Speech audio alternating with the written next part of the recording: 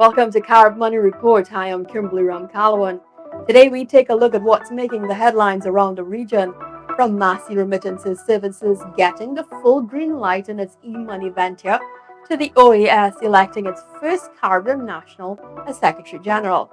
And with talks of how US President Donald Trump's tariffs coming into effect will redound to us here in the region, we speak to Duane Winchester, Adjuct Economics Lecturer at the University of the Southern Caribbean, who will bring some clarity on what tariffs really mean to the region and just how much we brace ourselves for impact. And later we take a walk down memory lane in our This Week in Business History segment. Stay with us for this and much more.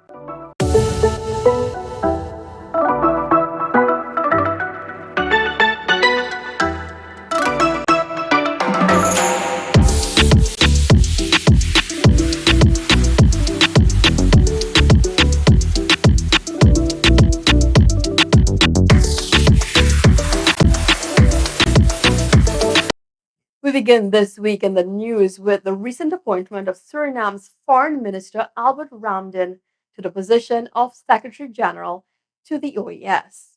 History was made on Monday when the Organization of American States OAS elected Suriname's Albert Ramden to be its newest Secretary General, becoming the first CARICOM national to hold the post. The announcement was made during a special assembly on Monday in Washington, D.C., as members elected him to be the new SG for the term 2025 to 2030, taking over the helm from Uruguayan diplomat Luis Almagro. Ramden is no stranger to the OAS, having served as its Assistant Secretary General for 2 terms from 2005 through 2015. During his acceptance speech, he thanked his CARICOM counterparts for their unwavering support and active engagement, expressing the move as one that showed its unity, well organized in its ability to enable such leadership at the OAS. Today, as many have mentioned before, is the first time since the inception of the Organization of American States that the Secretary General hails from a member state of the Caribbean community. I am honored and thankful that I have received your trust to make this moment happen. This signifies, in my view, not only an historic moment, but also a welcome opportunity to foster closer collaboration and strengthen the multilateral framework between all the subregions in our hemisphere. In a speech to the OAS General Assembly in Washington on Monday, Ramden spoke of the importance of multilateralism as a tool of intergovernmental collaboration to meet the collective needs of its people while serving the needs of member states. He shared that he envisioned the OAS as being a strong, well-organized, effective, recognized, respected institution that is an honest broker in times of conflict. Ramden will continue to serve in his capacity as Suriname's Foreign Minister until May 25th. Central Bank of Trinidad and Tobago registered Massy Remittance Services Trinidad Limited to carry on the business of an e-money issuer in Trinidad and Tobago, using its digital wallet app with it. This is following a 6-month provisional registration period, which ended on March 2nd. Massy Remittances is the 4th company in Trinidad and Tobago to attain this status, solidifying its role in the digital payment space with its Widit digital wallet app. This means the company is now fully authorized to issue e-money accounts, enable cash-in transactions, facilitate cash-out transactions, and support digital payments. Massy Remittances, MRSTL, is a limited liability company incorporated on June 13, 2003, and is a subsidiary of Massy Financial Services Limited, a division of Massy Holdings Limited. The company is also licensed by the Central Bank to conduct the business of a Bureau de Change Cambio services, while it operates as an agent representative for MoneyGram International in 4 countries: Trinidad and Tobago, Guyana, St. Lucia, and St. Vincent and the Grenadines. While the central bank shared the news, it added that it would continue to monitor Massy Remittances operations and regulatory compliance with legislation and guidelines governing e-money. Clean energy remains quite an expensive feat for many small island developing states and requires strategic budgeting, funding, and collaboration. This according to Barbados Prime Minister Mia Mottley, who believes that without the blended financing her country receives, it would be unattainable. Her comments came as she delivered a keynote address even as her country played host to this year's Sustainable Energy Global Conference earlier this week. The international platform that can de-risk investments, that will allow for South-South cooperation, that will allow for the creation of guarantees so that we can better access domestic savings, so that they too can be part and parcel of the community that benefits from the rewards that would otherwise be available only to established capital, that we can create a win-win through shared partnerships. She, however, warned her small island counterparts that while upcoming financial restraints were quite possible, it was necessary that they do what was needed to build their resilience. I want to suggest to you that the confluence of both the climate crisis and the lack of basic energy for propelling development means that we have to redouble our efforts in spite of those who would wish now to put brakes on access to financing for ordinary people to be able to secure their future. This week, the Barbados government launched its Barbados Energy Transition and Investment Plan, which aims to engage investors and development institutions to attract funding. When we return, we talk with USC Adjunct Economics Lecturer Duane Winchester to discuss and get a better idea of just how much the Caribbean should brace itself for the tariff fallout. Stay with us. We want you to advertise with us. Join us as the premier business magazine and news outlet covering the Caribbean. Contact us today at 868-783-5094.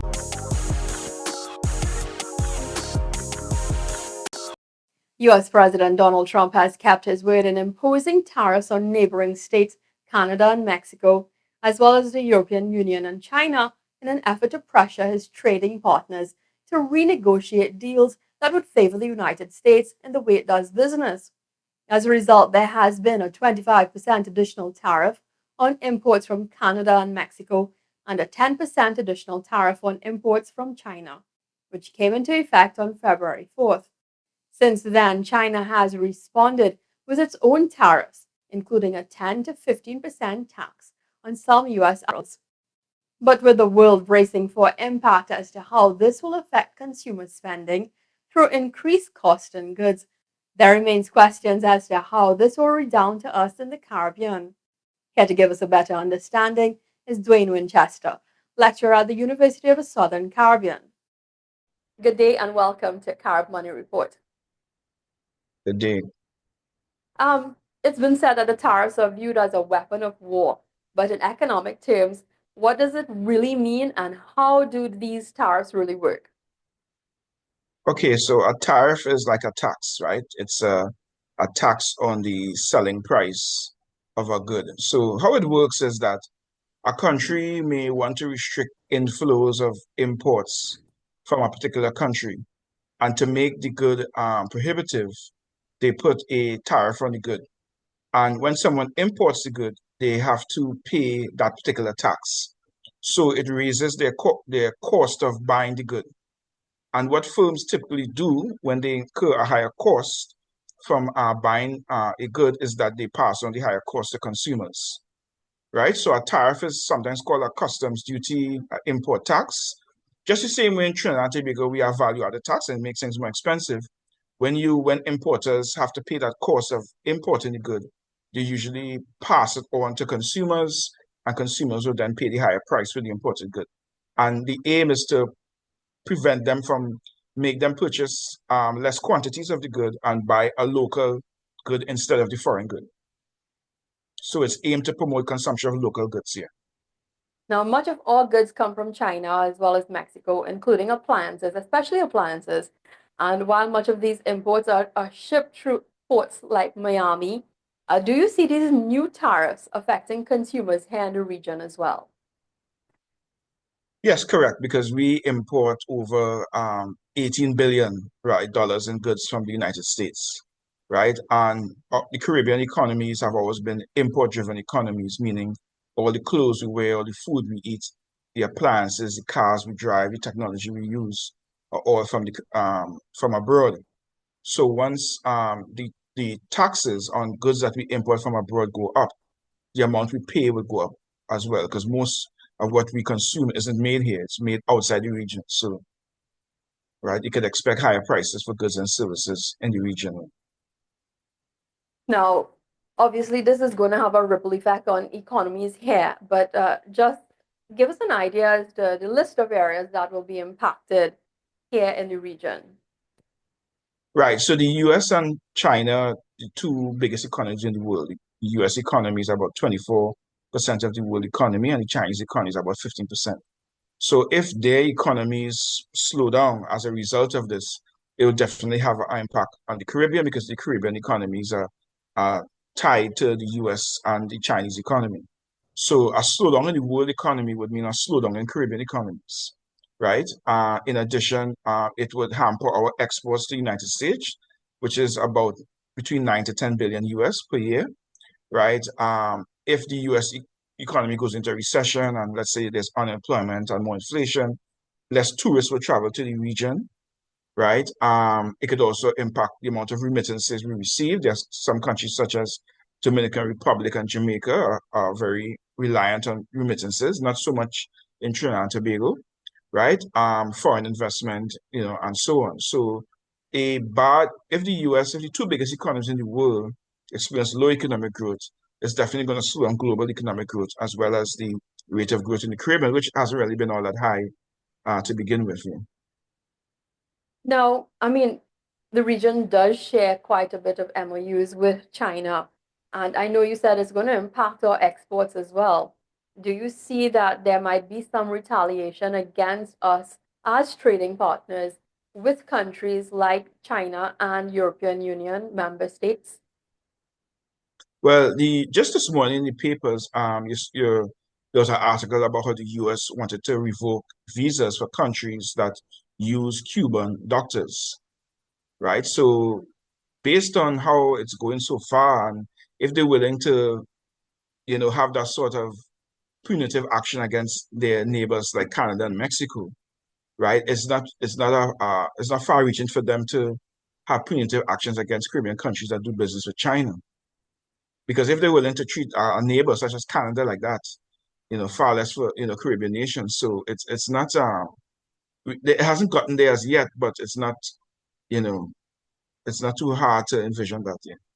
I don't see anything positive. This is a trade war, and as far as I can see, I don't see anything positive generally coming out of this for us. It just means a climate of uncertainty, which is bad for economic growth and investment, a climate of inflation, and a climate of lower economic growth.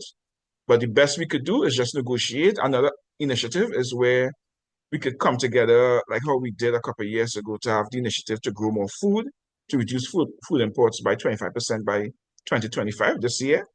So we need to have a more united front because the Caribbean economies are open economies, so we always exposed to these sort of shocks, external shocks, whether it's war or whether it's these trade agreements, right, or tariffs and so on.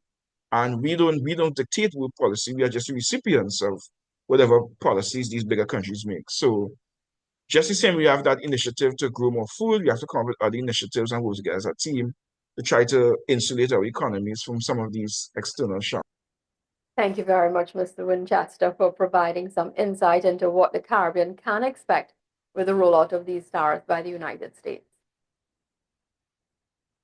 You're welcome. Thanks for having me on your program.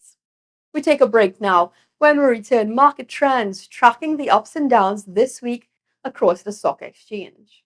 We want you to advertise with us. Join us as the premier business magazine and news outlet covering the Caribbean.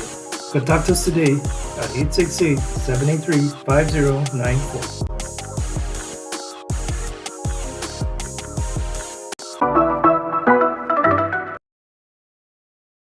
Welcome back. Scotiabank Trinidad and Tobago Limited reported an income after taxation of $167 million for its first quarter ending January 2025, While the Jamaican Stock Exchange market recorded notable increases in their bond indices from last week to opening figures of this week. These and more in your Market Trends report for this week. Scotiabank Trinidad and Tobago Limited reported income after taxation of $167 million for the quarter ended January 31, 2025, an increase of $2 million or 1% compared to the performance for the 3 months ended January 31, 2024. Gail Pazos, the Managing Director of Scotiabank Trinidad and Tobago Limited, in commenting on the solid performance, attributed its performances to its strategies working in a highly competitive market, representing a 13% increase in interest income compared to the first quarter of 2024. It adds that loans to customers surpassed $20.9 billion, a growth of $1.7 billion, or 9% over the same period in 2024. Total revenue saw a $13 million increase from 2024, marking $494 million for the period ending January 31, 2025. The bank attributes loans to customers as the main driver, increasing by $29 million or 9% based on loan growth, with customer deposit interest cost also increasing by $7 million over the comparable period last year. Meanwhile, in other Scotiabank news, Anya Schnoor is retiring from Scotiabank Trinidad and Tobago to take up her new role within the International Bank of Executive Vice President Global Insurance. Taking over her role is Jabbar Singh, who has served as the President and CEO of Scotiabank Colpatria and leads the Caribbean and Central American region. He is a seasoned leader with extensive experience across the bank's various business lines and countries. The Jamaican Stock Exchange market recorded notable increases in their bond indices from last week to opening figures of this week. Percentage increases range from 0.05% to 0.61%. Overall market activity resulted from trading in 60 stocks, of which 20 advanced, 28 declined, and 12 traded firm. Market volume amounted to 3,383,618 units, valued at $23,109,537.87. In other news coming out of the JSE is its plan to establish a micro market. The JSE micro market will meet the needs of micro, small, and medium-sized enterprises in the $10 million to $50 million participating equity capital bracket. Finance and the Public Service Minister Fayval Williams, while opening the 2025-2026 budget debate in the House of Representatives on Tuesday, stated that the government will act expeditiously to appoint a technical working committee comprising representatives from the Finance Ministry, the JSE, the Companies Office of Jamaica, the Securities Dealers Association, the Private Sector Organization of Jamaica, and the legal fraternity. In the Barbados Stock Exchange, one advanced and one unchanged as 53,179 shares traded on the regular market with a total value of $153,730.84. Goddard Enterprises Limited was the volume leader with 50,000 at a high of $2.95 and a low of $2.92 before closing at $2.95. They were followed by Insurance Corporation of Barbados Limited, which traded 3,179 shares. Stay tuned. When we return, we go down memory lane in our This Week in History segment. It's now time to take a look back at some of the pages of our region's history and what shaped our business world today in a segment called This Week in History.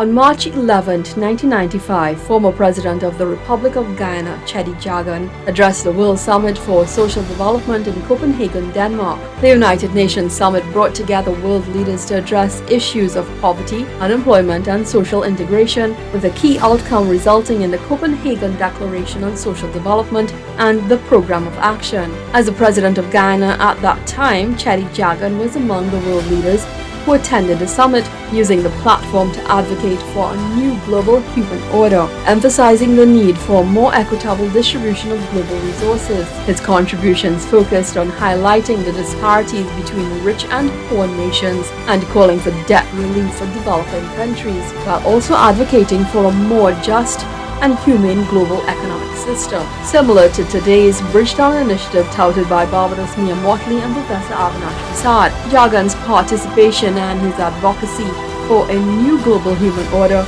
reflected his lifelong commitment to social justice and equality, while his contributions to the summit placed emphasis on the concerns of developing nations before a global stage. March 1994 saw the onset of the war in the Caribbean banana industry as a result of the United States challenging the Lomé Banana Protocol before the World Trade Organization. This, which guaranteed preferential access for Caribbean banana exports to the UK and other EU member states with reduced or no tariffs, gave them an advantage over bananas from competitors from Latin America dubbed dollar bananas. The Lomé Banana Protocol, a part of the European Union's EU trade agreements with African, Caribbean and Pacific ACP countries, was in a place to ensure preferential access for bananas produced in the Caribbean and other ACP countries to the EU market. However, US-owned banana powerhouse Chiquita, originally the United Fruit Company, recorded a $52 million loss in Europe in 1992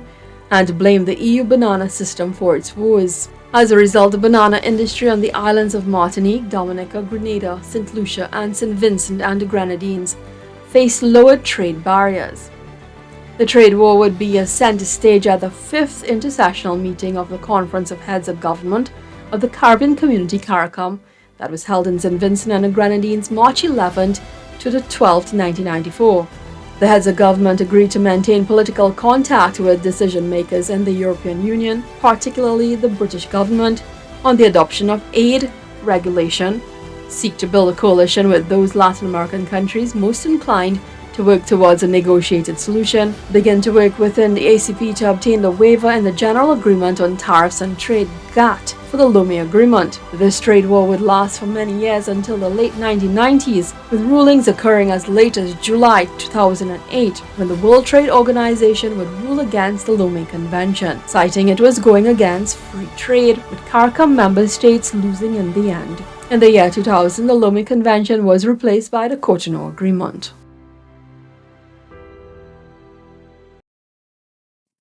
Some interesting facts there too.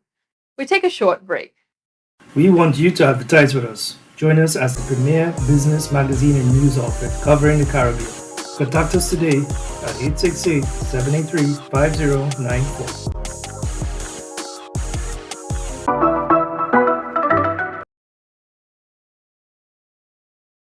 Well, we hope you enjoyed this week's episode of Carib Money Report. We want to thank Duane Winchester for his contribution today. Follow us on social media to see these segments and much more. I am Kimberly Ramkalawan. See you next week.